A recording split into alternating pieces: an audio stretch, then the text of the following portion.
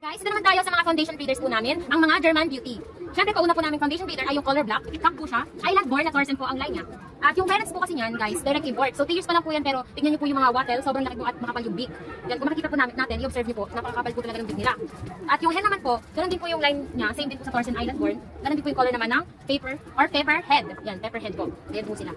At syempre, hindi po mawawala ang second foundation breeder po namin. Ito po yung mga bago sa loft namin na galing kay Sir Rico Nabong. Shoutout po. Parehas po sila kasing direct import din. Kaya po yung person line po niya is yung white na cock. Ganun din po yung sa hen naman na color, ring, pied, brown, T-check. Direct import din po siya ng Thorsen, X Morton liner. Nag-collab po. Ayan po yung ano. Direct import. Yan po. Magkaiba po silang color, kaya pa sila maganda.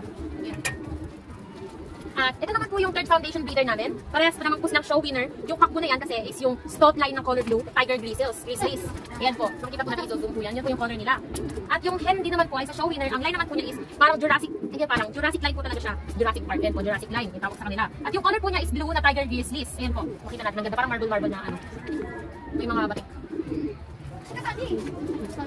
At guys, para naman po sa aming fourth foundation breeder, ito po yung island born na porcelain line na color black. Ayan po yung, sila po ay cock. Yan po yung sila, makikita nyo.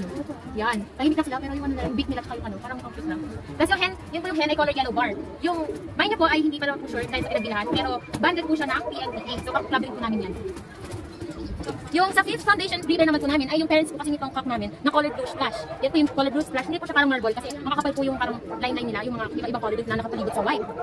Yan po yung multiple show winner din po kasi kaya medyo may kamahalan din yung pagbili po namin dito kasi parang kumbaga sa mga ibang gamit parang limited edition yung siya, rare, parang ganun. Ayun din po pa sabi ko kanino galing po yan, pero shoutout pa din po at thank you. At syempre yung head po namin ay galing sa Ilocos. Yung color po na yan ay check pied. Yan po makikita natin. Ay yan po pala yung mga batik-batik. Yan po kasi guys, meron po tayong 5 pairs na foundation breeder ng German Beauty. Yan po yung mga beauty nila. Thank you.